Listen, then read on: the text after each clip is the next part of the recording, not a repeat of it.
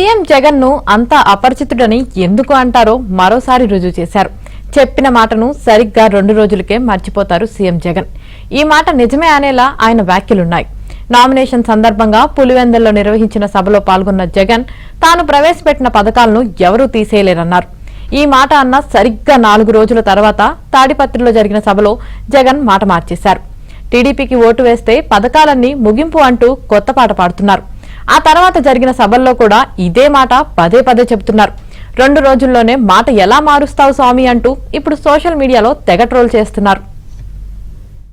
మీ జగన్ మీ బిడ్డ పెట్టిన ఒక అమ్మఒడి అన్నా, ఒక గవర్నమెంట్ బడులలో ఇంగ్లీష్ మీడియం అన్నా, ఒక నాడు నేడు స్కూల్ అన్నా, ఒక నాడు నేడు హాస్పిటల్ అన్నా, ఎక్కడా ఒక లంచం కూడా, ఎక్కడా లంచాలు లేకుండా, వివక్ష లేకుండా జరుగుతా ఉన్న పాలనైనా ఏకంగా 2,70,000 కోట్ల రూపాయలు ఈబీటీగా అంటే నేరుగా మీ బిడ్డ బటన్ నొక్కడం, నేరుగా నా అక్క చెల్లెమ్మల కుటుంబాల ఖాతాల్లోకి నేరుగా వెళ్లిపోవడం. ఈ ఎన్నికల్లో జగన్ కు ఓటు వేస్తే పథకాలన్నీ కూడా కొనసాగింపు.